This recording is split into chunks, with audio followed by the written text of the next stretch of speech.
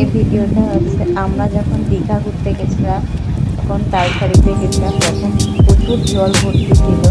ওখানে তো মানুষ হেঁটেই যায়, শুনেছি আমি। একটা জায়গা আছে ওখানে হেঁটে হেঁটেই যায়, অনেক দূরই হাঁটতে হয়, কিন্তু তখন প্রচুর জল ছিল, সেই কারণে আমরা নৌকা করে ঘুরেছি। আর যেই স্পটটায়, যেই ল্যান্ডটায় দাঁড়ালো ইয়ে করে, ওই ল্যান্ডটায় নেমেছিলাম।